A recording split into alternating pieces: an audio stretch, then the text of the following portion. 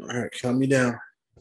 Good to see how miserable you are that now that I'm back. I've been watching all your solo videos. You're like, hey, what's up, guys? Now you're like, this motherfucker's back. All right. Well, I guess. I actually missed you. This is good.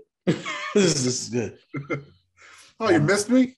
I'm just mad that we have to talk about this stupid ass team. That's what.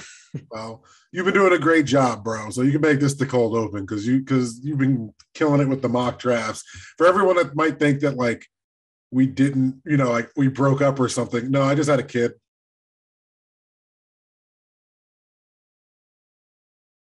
Welcome back, ladies and gentlemen. As you can see, it's a beautiful day to discuss other people's excellence. I'm the unforgettable one himself, Mr. Brett Carroll. Charles is back from daydreaming, and we're two guys that get paid by Prokhorov to talk about Nets propaganda. Exhaustion, not daydreaming. Not a lot of dreaming going on. This is a pod that we did not think we were going to be doing this early. At least Charles didn't. I kind of had a feeling we would be doing it this early. We're still, Game 7 would have been this weekend, so it's still earlier than expected. Yeah, for you, yes. This is a pod that is bittersweet because it's the end of the season, but it's not the end that we wanted. It's the ending that I don't think any of us clearly saw.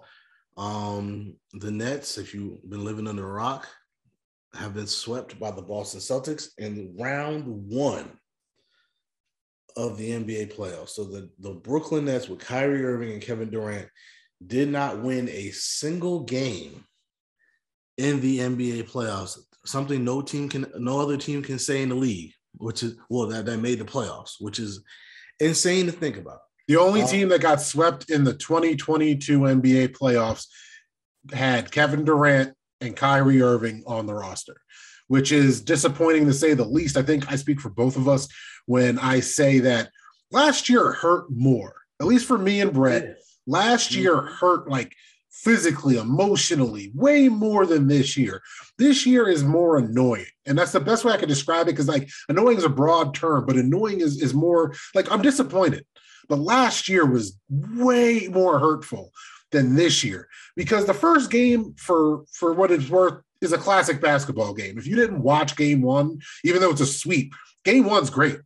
Like, it hurt to lose, but like it was one of those games where you're like, damn, I wish my team won like that, because it was a spinning layup. Jason Tatum won on a buzzer beater. Kyrie had 40 points and got the Nets back in the game. It is going to be on NBA TV for the foreseeable future when they play all the replay games of random playoff games.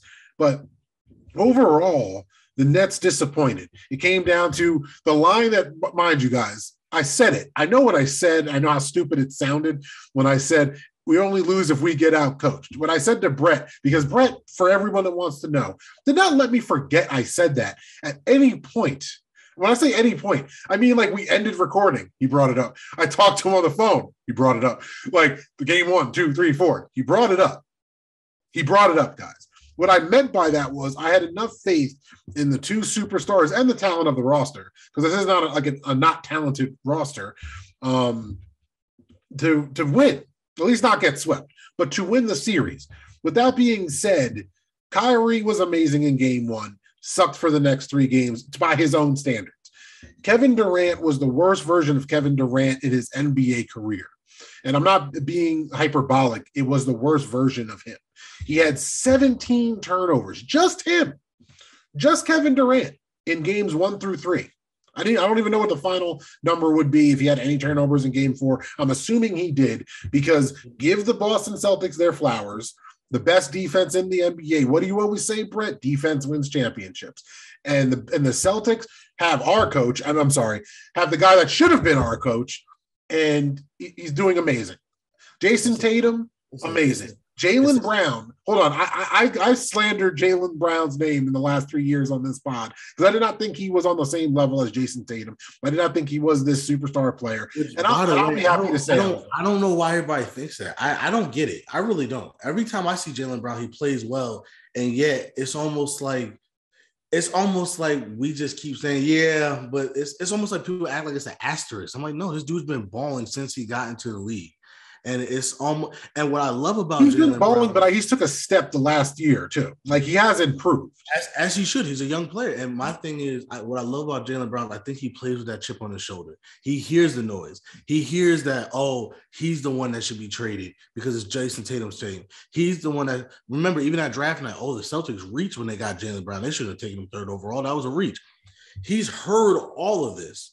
And I think it fuels him. I think that he's one of those guys that he's not going to talk much, but he has this attitude about him. It's okay, cool. Y'all keep slandering my name. I'm going to keep showing you that I've been that dude since I came into the league too. And so as much credit as we want to give Jason Tatum, Jaylen Brown actually played just as well, if not better than Jason Tatum in this series. Let's not forget, Jason Tatum also kind of was a volume scorer in this series. It's not like he was just lighting it up per usual. And a lot of those games, especially game 2, it was Jaylen Brown who was the spark plug for this team. So I want to give credit, and I love me some Jason Tatum. That's my brother. I love that guy.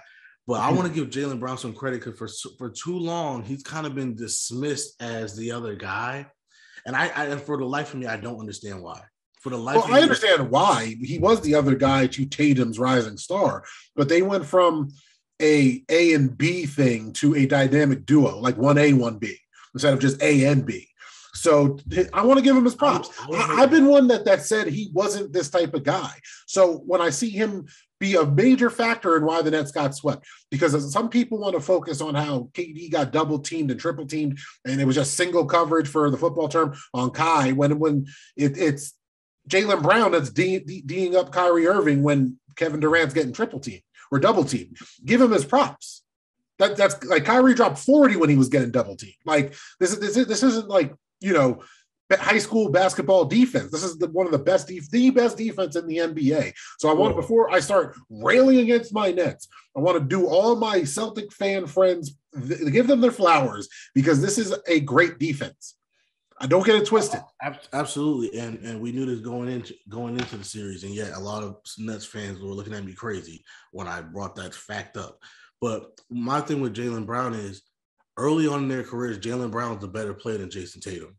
And I guess where everybody says, oh, well, Jaylen Brown's ceiling is here, Jason Tatum will surpass him. And what we've realized is maybe his ceiling is a little bit higher than we think it is.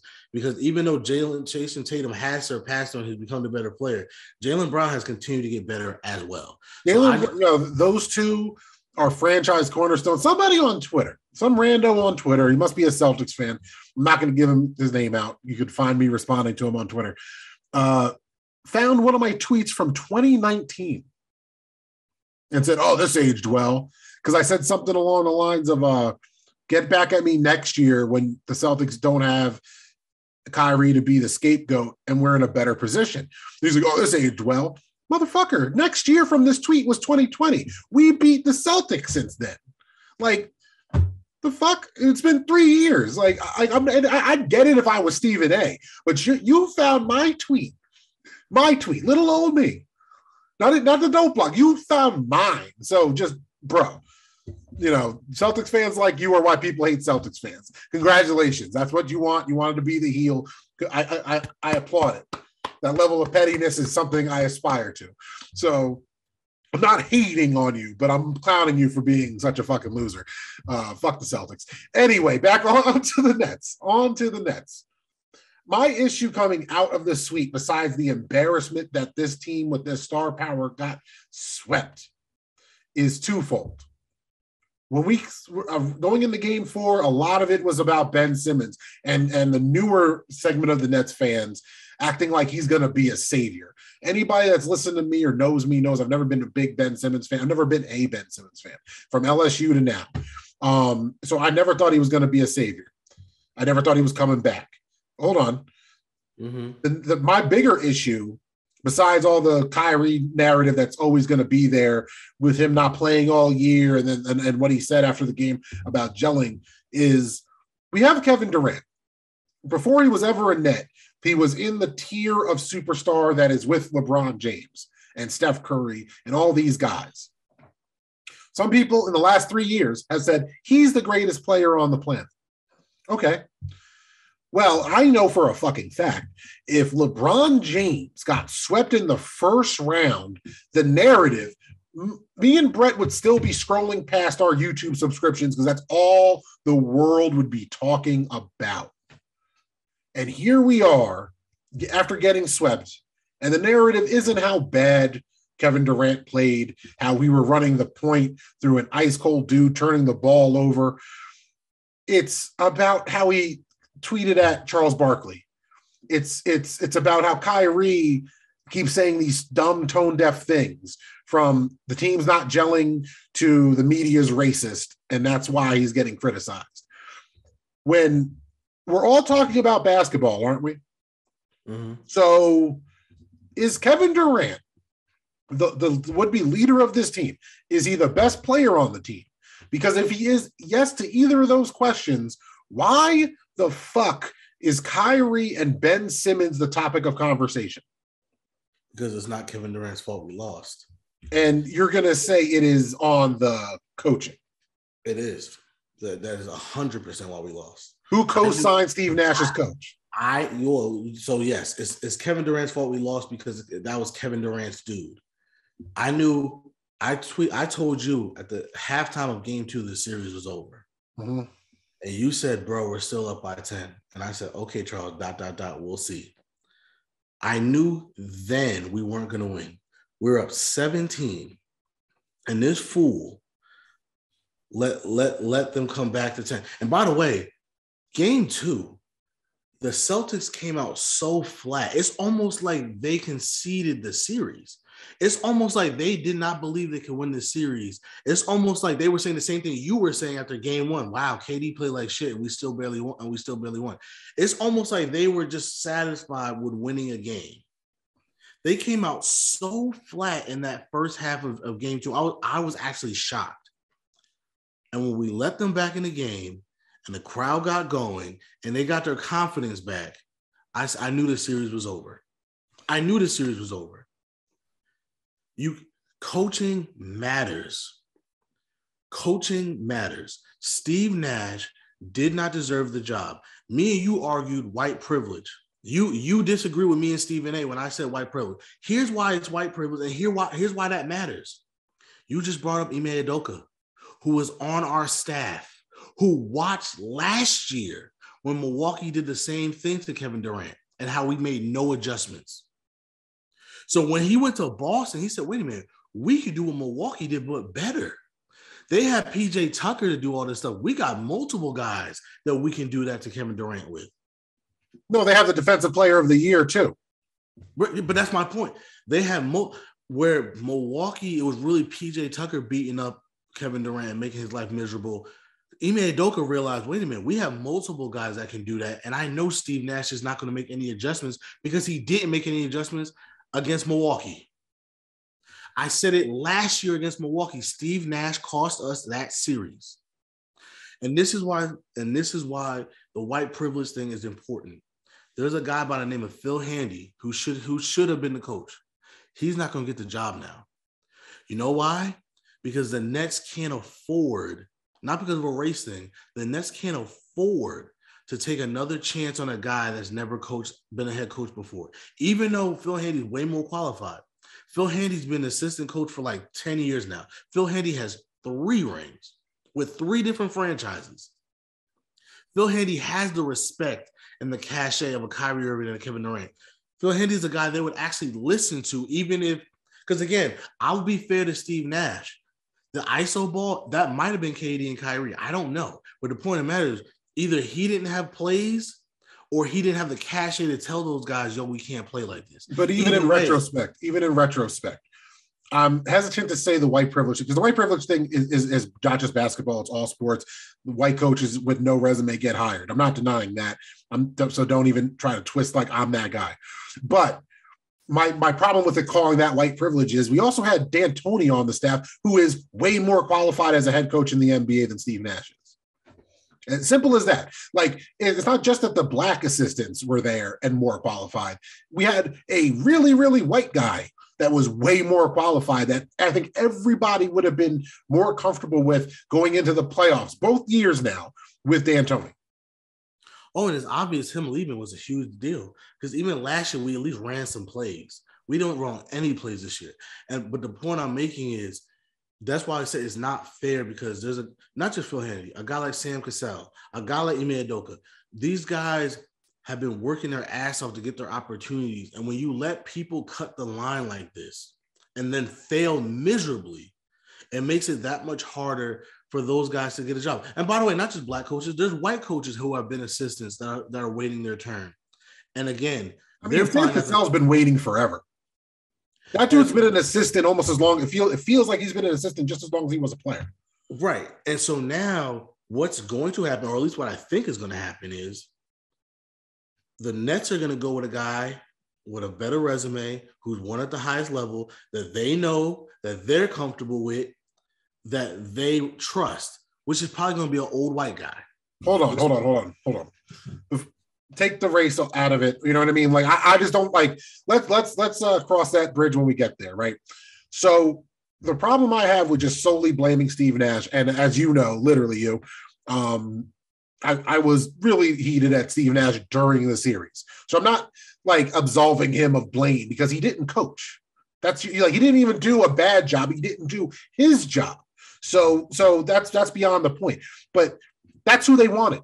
Like the one thing that got thrown in all of our faces, Nets fans, the Nets organization, is y'all didn't need a coach. All y'all were the coaches. So I'm not blaming Steve Nash for this bullshit. Y'all said it. And that's what makes Kai's tweets, at least earlier today at the time of the recording, that it's the media being racist and all this other shit. It's bullshit, bro. And I'm gonna get to that. And I'm gonna get to that too, because that's my point. It's not the player's fault on the floor because the coaching was bad. It's the player's fault for giving this guy the job. And what the Nets need to do, and I'm taking my bias out because you know those two guys are my brothers. I know them. I love them. Yeah, I'm cool. But let's be real. As somebody who business and just as a fan, the Nets have to put their foot down. The Nets need to go to those two guys and say, "Yo, man, we did it your way for 3 years, and we have gotten nothing back in return. We're doing it our way now. And if you don't like it, we will trade you." And that means getting a coach that they respect, getting a coach. And what's probably going to happen is, because player empowerment, you still have to get the players involved. The players will be involved, but they're not going to get their guy. They'll be kept in the loop. Hey, here's who we're thinking about. Here's who we're interviewing. If you want, you can hop on a Zoom call with us, and so you can listen in on the interview process, and you can ask questions. And what probably will happen is at the end of it, they'll say, "Here's the 3 guys we like." And they'll probably say, "We like this guy the most, but who do you guys want to pick? Who are you guys more comfortable?" But it's out of these 3 guys, and nobody you want. Out of the 3 guys that we like, which one do you guys want the most? That's probably what's going to happen as a collaborative process. And to be fair, I think the Nets have every right to do that. And if Kevin Durant and or Kyrie Irving has a problem with that, I got to be honest with you. The Nets have every right to say, "Well, then get out." Like, that's not fair. We've given you the money. We've given you carte blanche to do whatever we want. We brought in your friends. We traded for James Harden. We brought in Steve Nash. We let you skip games. We stood by you. No one can blame the Nets for anything besides giving the superstars exactly what they want. And we don't gotta like everybody. And it's not 1 year. Again, it's not 1 year. These guys are re-signed at this point. 3. Right. They already signed and are re-signing. So they gave you the first full contract to do what you guys wanted to do. And we haven't even have a conference finals to show for it. No, bro, it's worse than that. Real quick. You say, "Hey, they're your brothers." Hell yeah, but a part of being a brother is telling you when you're fucking up. That's part of being somebody's brother. And to blame the media for no, it's not the media. Hold yourself accountable, because out of the last 3 years, there could have been 246 games where Kyrie and KD played with each other. 247. Okay, 247. They've played less than 60 games together in 3 years. Now, you could say 1 year is a wash because of KD's injury. You could say, hey, 2020 was crazy because of the pandemic, the bubble, the riots, all that stuff. Sure. But this year, at least when it comes to accountability, it's on both of y'all. Kai, you didn't want to take the shot. You got to own that. You can't get on the mic, be tone deaf, and say, well, those guys are gelling and we're just not gelled yet. That's your fault. That is. Like, if you don't show up for work and the team don't know what to do because they're pretty much starting like it's, October in April, own it. You got to own it. KD, man, I don't like the thing that gets me is now there's little hints, and I'm not saying this is coming from anybody on the Nets, but maybe KD should ask to get out now. Ask to get out of the team that he's built. No, let me say that too. Guys, relax. We don't have to trade the whole team. We don't got to do this. We just need better coaching. Yeah, I don't know. Let me be clear, man. I'm getting on KD. Real quick. KD, Kyrie, Steve Nash, Sean Marks. See these 4 people? Those are the 4 fucking losses we just got swept. That's who's getting blamed. Those 4 guys. It's on y'all. Y'all are the pillars that hold up the Nets. Yeah. So if you're going to blame the coach. Steve Nash has to go. Steve Nash has to go. It's just that simple. Yeah. And by the way, we said this last time. I like Steve Nash. First of all, I don't blame Steve Nash for taking the job. If somebody asked me, you want to coach an NBA team? I'm like, yeah, why not? Fuck that. I have more ill will as a fan, not as a human being, but as a fan. I have more ill will right now towards Ben Simmons than I do Steve Nash for what you just said. I don't blame Steve Nash for taking his job. I'm not mad at Steve Nash for taking the job. And in fact, we said this on the last pod. If they want to just demote him to an assistant coach, that's fine. I'm not saying that Steve Nash will never be a great head coach. He's got to learn. But this was not the team to be learning. Like, this is a team that was championship or bust. You don't bring a guy in that's never done it before on any level, at any capacity, and say, oh, yeah, you're going to learn on the job. No.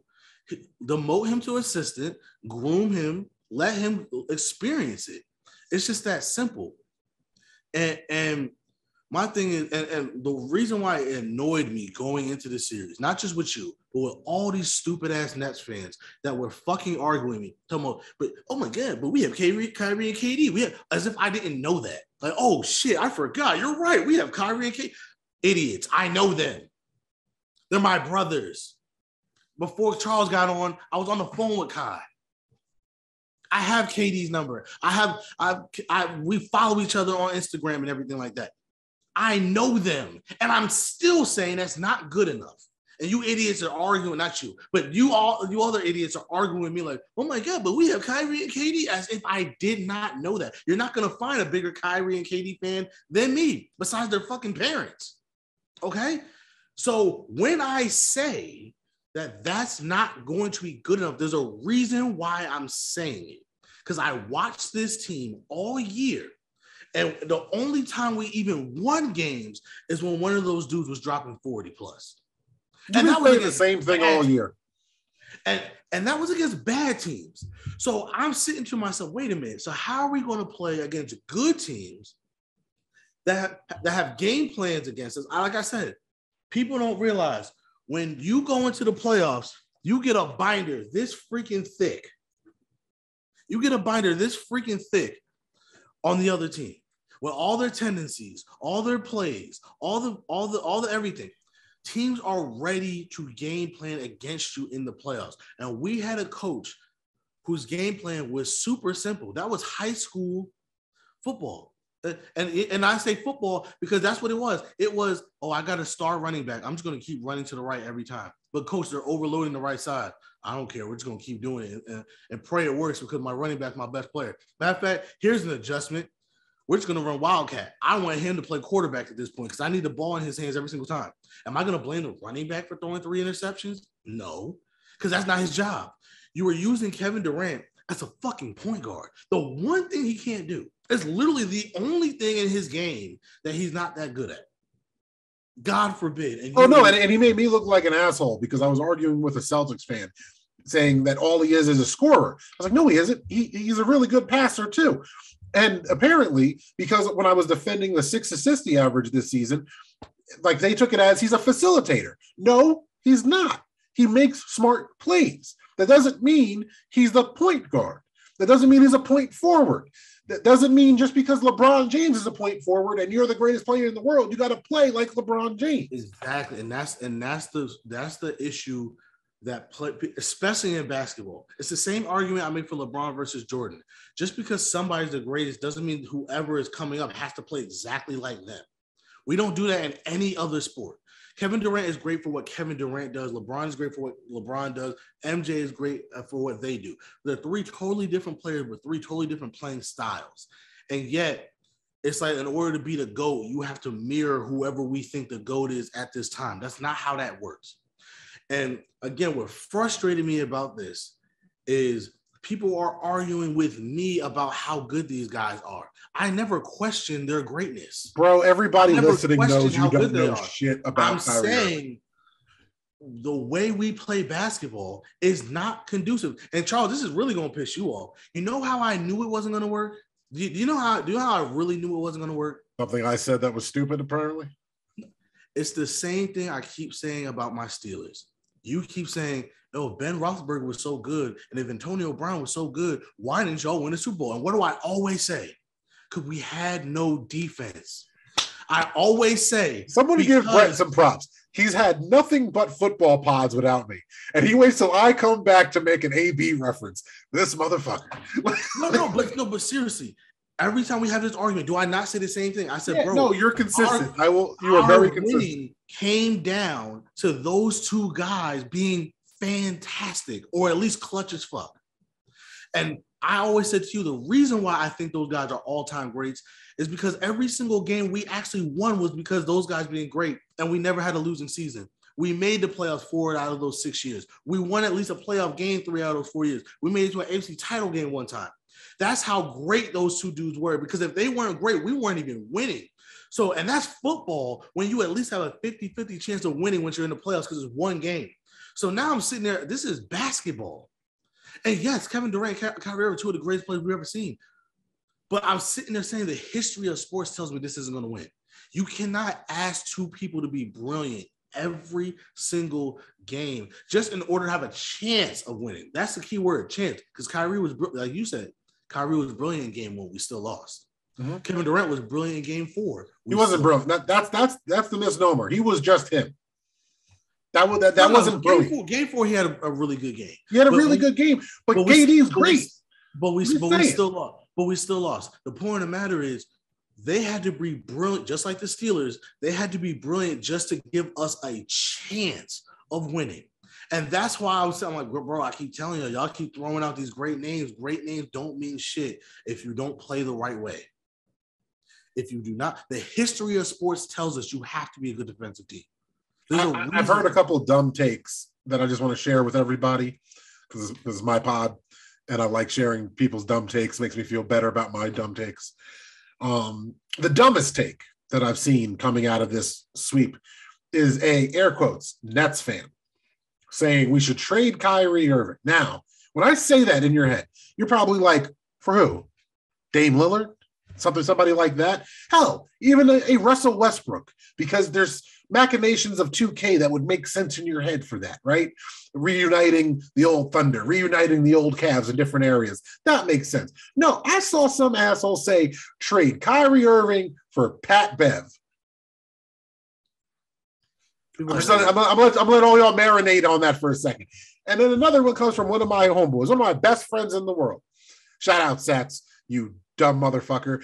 You said this is just like, and as bad, but just like when the Nets made the trade with the Celtics for Paul Pierce and KG.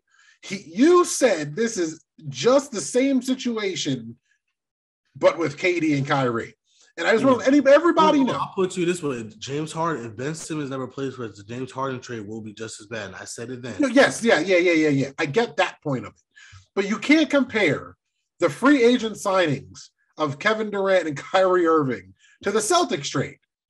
No, like you just can't. That's not what it is. And again, here's the sad part.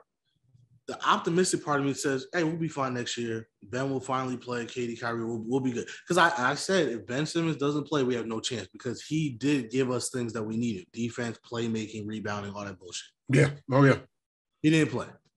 So if he does play next year, I do think we'll be a good team. But that's the point. I hate to say it. It's always some. As a Nets fan, you just start to feel like we're cursed because it's always. No, I don't feel cursed. I'm annoyed. That's why I said, we both have love for Kyrie. Here's what I mean by that. I feel like if this was any other team that had Kyrie Irving and Kevin Durant, they would have at least made a finals appearance by now. Like make all this other crap. I feel like they would have at least made a finals appearance. It's just like the Nets just can't catch a break. I want to make you feel better because what I'm about, I'll respond to you first.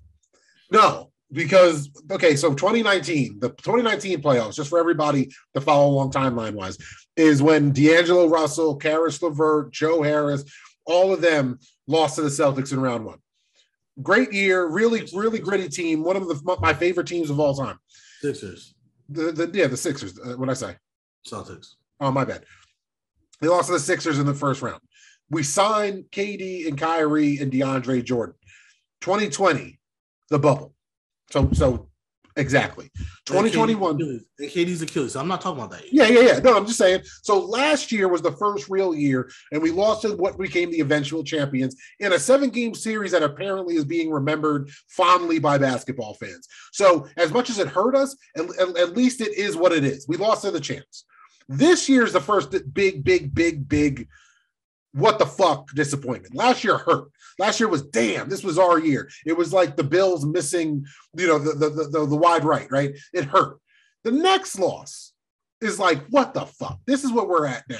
But like what you said, this isn't like the Celtics trade at all, because want to know why? Kyrie and KD have already been Nets longer than that. The reason why the optimism isn't there is because we don't know what the hell's going on with Ben Simmons. We assume he's going to play at some point next year. We don't know. Can I vent real quick about Ben Simmons? If the mandate comes back next year, do we really think Kyrie's going to say, fuck it, I'll take the shot this year? I know Kyrie really well. When that man has his mind set on something, it's very hard for him to take his mind off of it. Kyrie has played 47% of his games. Yeah, if the mandate comes back next year, I can really see him sitting there saying again, I'm not taking the shot. Then we got to do that all over again. So there's no optimism for me next year because I don't know what this team is going to do next year. I feel like it's even worse than that because with just on our team, between what Kai's done with the Vax, again, bro, you've played 47% of the time. Just as a Nets fan, that means Nets fans don't get to see you more than half the time, period, over 3 years. But Ben Simmons and Kyrie, their actions, unintentionally, are going to impact the CBA. And we know, me and you, the worst part about this is me and Brett know. It's not, we don't guess, we know Kyrie cares about the players union. I'm not going to say Ben doesn't, and I don't like Ben. I don't like him as a fan. But as a human being, get your money, bro. I can say this on the pod because I've already talked to Kai about this. Don't be surprised if they call it the Kyrie clause with a K. Even though that should pertain to Ben Simmons and John Wall and guys like that, they're going to make an example out of you because you're you. They're going to call it the Kyrie clause. I'm telling you. Yeah, there's going to be a Ben Simmons clause about retroactively getting your money. Those are the two things that are going to happen. There's going to be something about a medical exemption that doesn't guarantee you your money in those games. And there's going to be something about how if you have mental issues, you're only guaranteed a percentage of your money, not 100% of it. Mark my words, it might have sounded stupid as hell, but I also did say we would get out coach and that's how we would lose. As much of a generalization as it was, it's called Nets propaganda, people.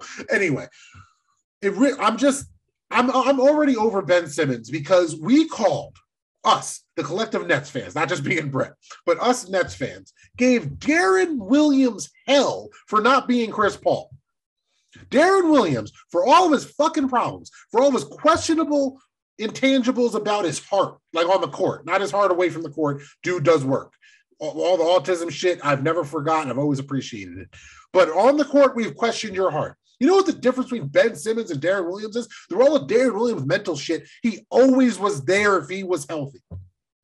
Bad ankles and all.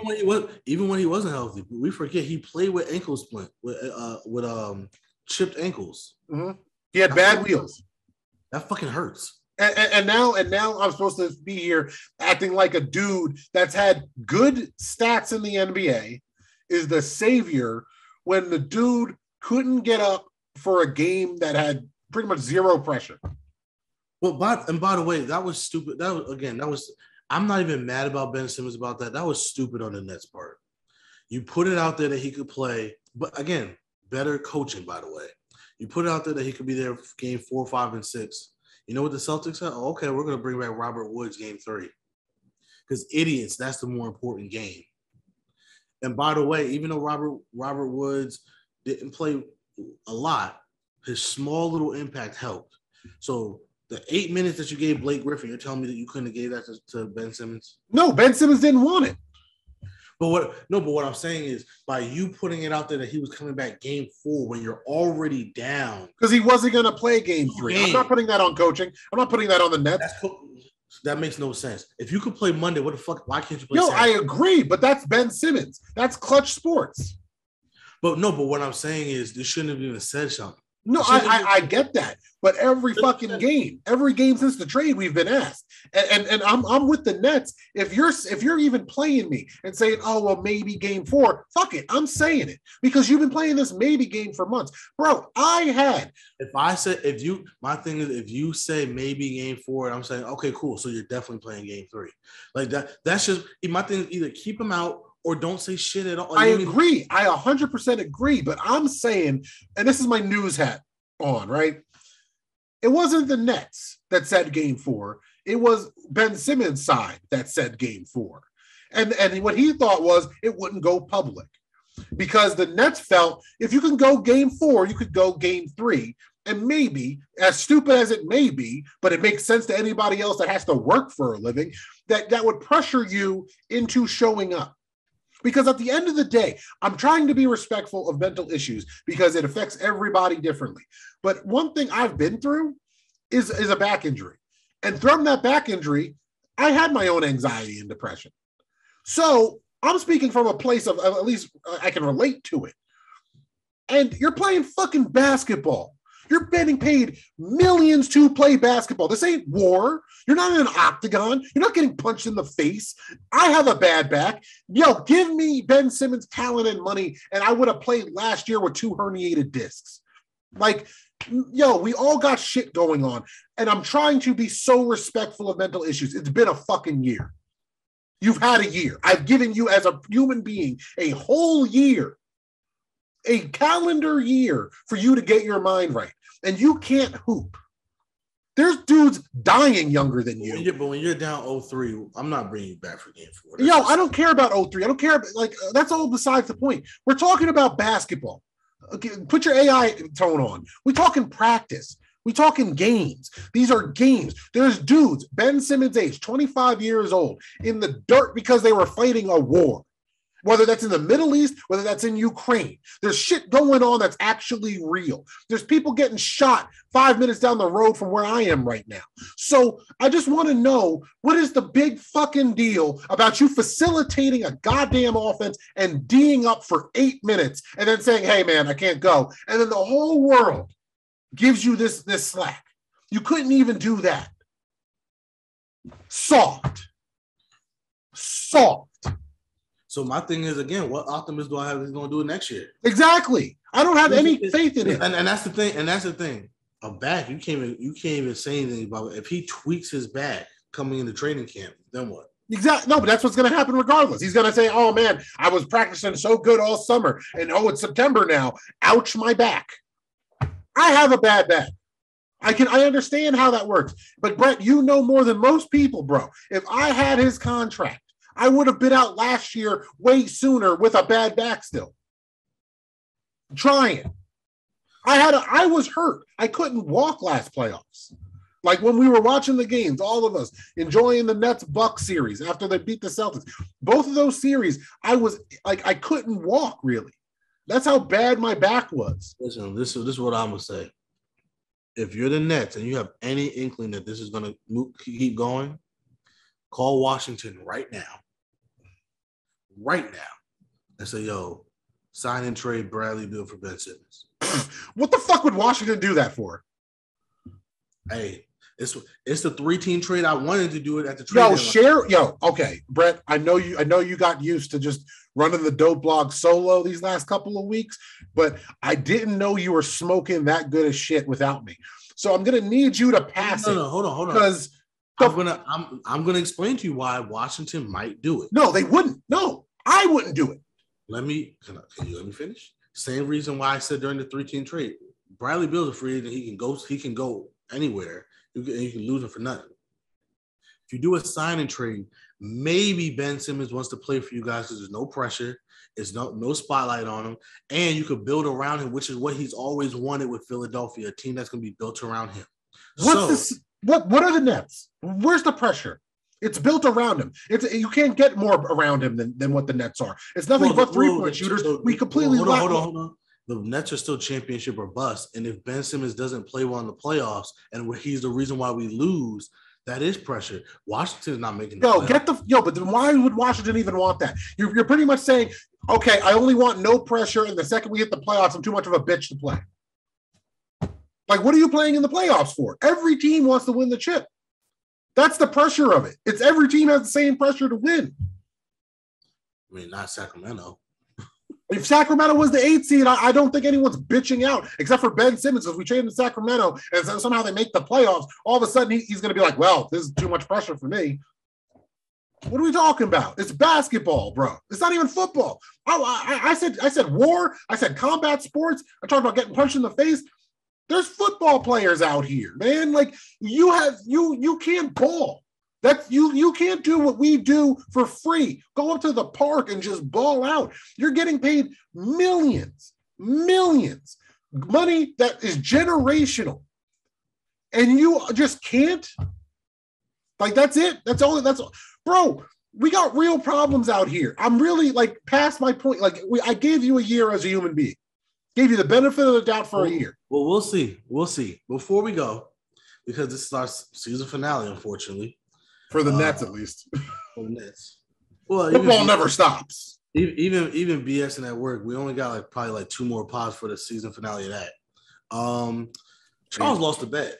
So now, Charles, for the rest of the pod, you need to go say some nice things about your best friend, Reggie Miller, and about the Indiana Pacers. Because you, as a Nets fan, you fucking traitor, you put your money on the Knicks. And I ain't forget. And you know what's funny? And what I love about it is you put your money on the Knicks. Not only did you lose the bet, you didn't even have a shot in hell. They didn't even tease you and let you think you had a chance. They fucking sucked. And I love that for you. Okay, well, I have to praise Indiana, number one, not just Reggie Miller. I said Reggie Miller. Okay. Reggie Miller is one of the greatest shooters of all time, and he has this amazing tweet. I'm going to read it. Come on, man. Out for game 4 when it was rumored you were going to make your debut. This dude has zero competitive fire. As small as a chance as the Nets have to come back in this series, you still have KD and Kyrie. All you need is win one game, and take it from there. #ManUp. All-time great tweet from Reggie Miller. Another thing Reggie Miller did really good. Beat the Knicks. Pissed off Spike Lee. Another thing Reggie Miller did really good. Lose to the Nets in the playoffs.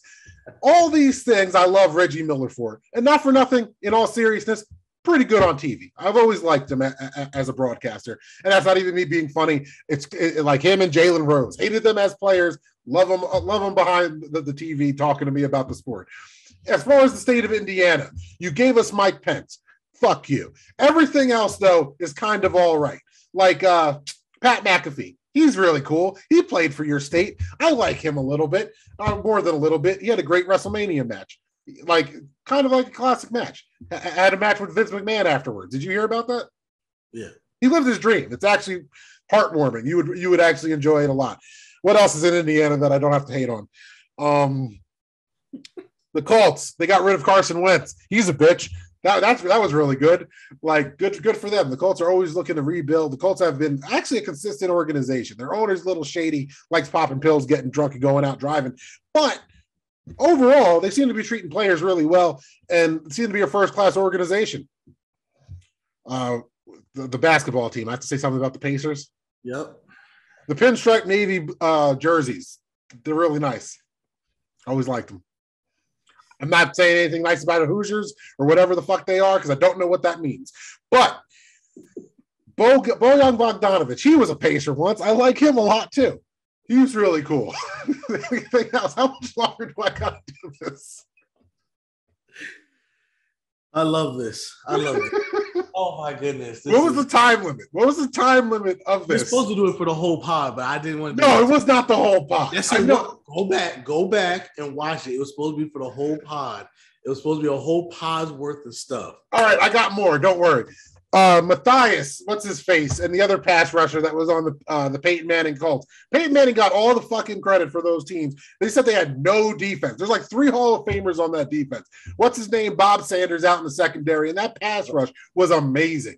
But Peyton Manning was the only player. Man, that whole team quit to get Andrew Luck. Andrew Luck, he was really good. Wonder what happened to him. Wasn't a terrible offensive line. I'm saying a bunch of good things about Indiana. Oh my God, what else? The fuck else? Oh, Paul George. He was the LeBron stopper for a little bit. Ladies and gentlemen. Hold on. I'm not done. Paul George. He was the LeBron stopper for a little bit. Lance Stevenson, legend. Awesome. Remember when Roy Hibbert was like the epitome of centers? That happened in Indiana. Remember when the Pacers were going to beat the Heat? Man, everyone was riding their dick for a little bit. Danny Granger, the net that never was. To this day, my dad almost had a heart attack when we didn't pick Danny Granger. I will never forget that. Yo, okay. Oh, by the way, before I stop doing right over Danny Granger got hurt at the most inopportune time, and that sucks. I didn't know he was supposed to be a net. I think it's hilarious your dad holds that ill will. My personal should have been a net is John Wall. We'll always say that. But no. You don't remember like we could have picked Danny Granger. We picked Andrew Wright, I think his name was. Antoine Wright. We picked Antoine Wright. And this is how bad that pick was. David Stern didn't even get behind stage before Indiana like threw the card at him. And he went right back up to the stage and said, okay, well, with the next pick, the Pacers take Danny Granger. And I swear I thought I was going to lose my dad that day. I really did. He was like, what? You've said on this pod how your dad's like the most negative Steelers fan of all time. I just want to say to everybody, you are your father when it comes to the Nets. No, I'm not. You are. You are. No. Here's the difference between me and my father. Now he'll say I'm realistic. That's what he always says. I'm realistic. I'm realistic. But doesn't Brett say that to me? Doesn't Brett say that to me? Hold on. But here's the difference. My dad's the type of person that thinks everybody's overrated. Everybody sucks. He's that guy that he could coach better than this guy. He could coach better than that guy. I say it all the time. If I was an owner of a team, I would never let my dad around the front office because I would go away on vacation one day and come back. My coach is gone. My star player is traded. My other star player got benched. This other guy just got flat out cut. And I'm like, Dad, what happened? Oh, these guys are bums. All of them. They're all bums. I had to get rid of all of them. And I'll sit there and I'll say, my God. If it was up to my dad, Mike Tomlin would have been got fired.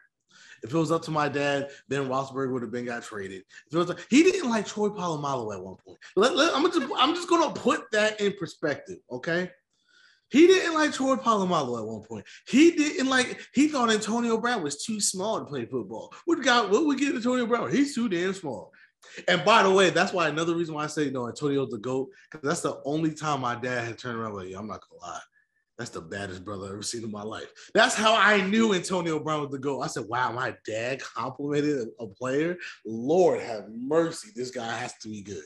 So that's the difference between me and my dad. Notice, I ain't say trade the whole team. I didn't say that. All I said was, Steve Nash should be demoted. We should get a better coach, and we'll be fine. That's the difference between me and my father. With that being said, I'm the unforgettable one. You can find me at Never Forget Me. That's NEVA_4 BRETT_ME on Instagram and Twitter. Oh, and like Ricky Rubio and Miles Turner and Buddy Hield. I'm technically a fan of those people. So there's more positive things about the state of Indiana. Are you all done now? You're all happy that I talked about the state of Indiana, a state named after Indians, where there's no Indians in that damn state. Anyway, my name is Charles Hay. You can find me at Not the Chuck D on all the socials. We're at _dope blog on Instagram, at the dope blog, all one word, on Twitter at www.thedope.blog. And this dude has been killing it on YouTube. Mind you, I did not do a mock. I just want to clarify for everybody, because I'm not in the mocks in every year, but especially in years like this year where I'm not going to pretend that I know a damn thing. So I'll give my responses to the draft on the next BS at work or whatever about the Giants and all that. But Brett did all the work. I literally said to Brett, I'm just going to be standing here looking at you, bro. Like I'm taking your word for it. Like you could have wrote the script, but he did a damn good job. He did 6 mocks. That's more than I've done since the blog started. 12, actually. Remember, there were like 0.5. Oh, yeah, the 0.5. See, I was counting whole numbers. So, yeah, I appreciate that. And speaking of, if you're watching this on YouTube, please like, share, subscribe. And remember, kids, don't ever put your money on the Knicks. Join us next time as we discuss other people's excellence, which does not include the Knicks, because the Knicks are not excellent. Love you guys. Bye.